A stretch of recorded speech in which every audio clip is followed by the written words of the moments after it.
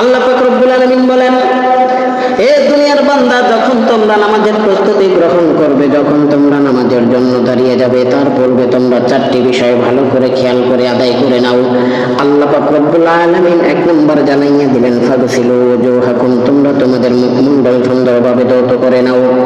দ্বিতীয় নম্বর আল্লাহ তাআলা জানাইয়া দিলেন, ওয়া আইদিয়াকুম ইলাল মারাফিকি, তোমরা তোমাদের উভয় হাতগুলো সহ ধৌত করে নাও। ওয়ামসাহু বিরুউসিকুম, তোমরা তোমাদের মাথা সুন্দরভাবে মাসাজ করে নাও। ওয়া আরজুলাকুম ইলাল কাবাইন, আল্লাহ পাক রব্বুল আলামিন 4 নম্বরে জানাইয়া দিলেন, তোমরা তোমাদের পাটাগুলো সহ সুন্দরভাবে ধৌত করে নাও। এই 4টি বিষয় আল্লাহ তাআলা ওযুর মধ্যে ফরজ করে দিলেন। এই 4টি বিষয় ওযুর মধ্যে ওয়াক্ত অপরিহার্য করে দিলেন। কিন্তু ওযু পূর্ণাঙ্গ হওয়ার জন্য আল্লাহ তাআলা বিস্তারিত ব্যাখ্যা দিলেন পয়গম্বরের দ্বারা। আল্লাহর পয়গম্বর সাল্লাল্লাহু আলাইহি ওয়াসাল্লাম বলেন, যখন একজন মুমিন বান্দা ওযুর নিয়ত করে বিসমিল্লাহ বলে তার হাতের কবজি সহ ধোয়া শুরু করে দেয়, আল্লাহর পয়গম্বর বলেন, হাতের কবজার পানিগুলো মাটিতে পড়ার সঙ্গে সঙ্গে আল্লাহ তাআলা তার হাতের কবজার সমস্ত গুনাহগুলো মাফ করে দেন। বিশ্বনবীজি আরো বলেন, ইযা তাওয়াদ্দা আল আবদুল মুমিনু ফামাদমাদা, যখন একজন ব্যক্তি ওযুর সময় কুলি করে, কুলি করার সঙ্গে সঙ্গে যে পানিগুলো জমিনে পড়ে যায়, আল্লাহর হাবিব বলেন, খরাজাতিল খাতায়া মিন ফিহি, কুলির পানি মাটিতে পড়ার সঙ্গে সঙ্গে আল্লাহ তাআলা তার মুখের সমস্ত গুনাহগুলো মাফ করে দেন। ওয়া ইযা ইস্তানসারা, যখন একজন মুমিন বান্দা ওযুর সময় নাক পরিষ্কার করে নাক ঝেড়ে নেয়, নাক ঝাড়ার সঙ্গে সঙ্গে খরাজাতিল খাতায়া মিন আনফিহি, তার নাকের সমস্ত গুনাহগুলো মাফ করে দেওয়া হয়। আল্লাহর হাবিব বলেন, শুধু তাই নয়, যখন একজন মুমিন বান্দা ওযুর সময় মুখমণ্ডল ধৌত করে, এই মুখমণ্ডল ধৌত করার সঙ্গে সঙ্গে আল্লাহ তাআলা তার মুখের সমস্ত গুনাহগুলো মাফ করে দেন। আল্লাহর হাবিব সাল্লাল্লাহু আলাইহি ওয়াসাল্লাম মুখমণ্ডল ধৌত করার পদ্ধতি শিখালেন। ও আব্দুল্লাহ ইবনে সানাবিহি, তুমি মুখমণ্ডল এভাবে ধৌত করবে, কপালের উপরি ভাগ থেকে নিয়ে থুতনির নিচ পর্যন্ত, এক কানের লতি থেকে নিয়ে অপর কানের লতি পর্যন্ত সুন্দরভাবে ধৌত করে নেবে। তাহলে আল্লাহ পাক রব্বুল আলামিন তোমার মুখের সমস্ত গুনাহগুলো মাফ করে দিবেন।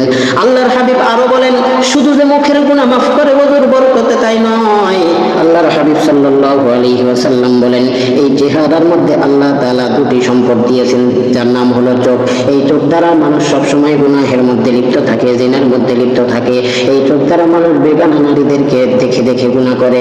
আল্লাহর হাবিব বলেন, যখন একজন মুমিন বান্দা তার মুখমণ্ডল সুন্দরভাবে ধৌত করে, এই মুখমণ্ডল ধৌত করার কারণে বিশ্বনবী বলেন, হাত্তা তাখরুজা মিন তাহতি আসফারি আইনাইহি, মুখমণ্ডল ধৌত করার কারণে মহান আল্লাহ পাক রব্বুল আলামিন ওযুর বরকতে তার চোখেরও সমস্ত গুনাহগুলো মাফ করে দেন।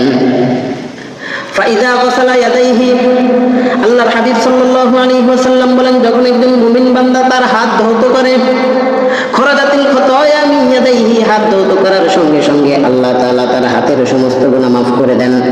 আল্লাহর হাবিব বলেন, ওজোর মধ্যে যদি কোনো ব্যক্তি তার হাত এভাবে খিলাল করে নেয়, আল্লাহ তাআলা এই খিলাল করার কারণে তার হাতের নখের সমস্ত গুনাহগুলো মাফ করে দেন।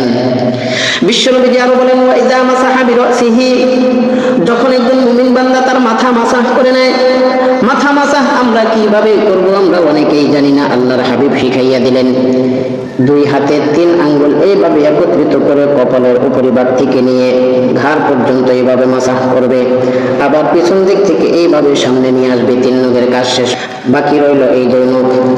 এই 2 নখের কাজ হলো, শাহাদত আঙ্গুল কানের ভিতর ঢুকিয়ে দিবে। কানের ভিতর ঢুকানোর পর কানের মধ্যে যে জিলাপির মতো প্যাচ রয়েছে, এই প্যাচগুলো সুন্দরভাবে এইভাবে মাসাজ করে নেবে। বাকি থাকবে 1 নখ। এই বৃদ্ধাঙ্গুলি দিয়ে কানের অপর ভাগ এইভাবে তল থেকে নিয়ে মাসাজ করবে, কান মাসাজ হয়ে যাবে। আল্লাহর পয়গম্বর বলেন, যখন একজন মুমিন বান্দা কান মাসাজ করবে, আল্লাহ তাআলা এই মাসাজ করার সঙ্গে সঙ্গে তার কানের গুনাহগুলো মাফ করে দেন। আল্লাহর পয়গম্বর আলো বলেন, যখন একজন মুমিন বান্দা ওযু করতে গিয়ে তার উভয় পা টাকনু সহ ধৌত করে নেয়, আল্লাহর হাবিব সাল্লাল্লাহু আলাইহি ওয়াসাল্লাম বলেন, এই পা ধৌত করার কারণে আল্লাহ তাআলা তার পায়ের সমস্ত গুনাহগুলো মাফ করে দেন। আল্লাহর হাবিব বলেন, পা ধৌত করার সময় যে ব্যক্তি পায়ের আঙ্গুলগুলো এভাবে খিলাল করে নেবে, আল্লাহ পাক রব্বুল আলামিন এই খিলাল করার ফজিলত হিসাবে তার পায়ের নখেরও সমস্ত গুনাহ আল্লাহ তাআলা মাফ করে দেন। ও দুনিয়ার মুসলমান ইমানদার, ওযুর অনেক ফজিলত। আল্লাহর পয়গম্বর সাল্লাল্লাহু আলাইহি ওয়াসাল্লাম বলেন, ইন্না উম্মতি ইউদাউনা ইয়াউমাল কিয়ামাতি কুররান মুহাজ্জালিনা মিন আসারিল ওযু, কিয়ামতের দিন 1000 হাজার হাজার লক্ষ লক্ষ কোটি কোটি উম্মতদের মধ্য থেকে ফেরেশতাগণ আমার উম্মতদেরকে জান্নাতের দিকে আহ্বান করবে।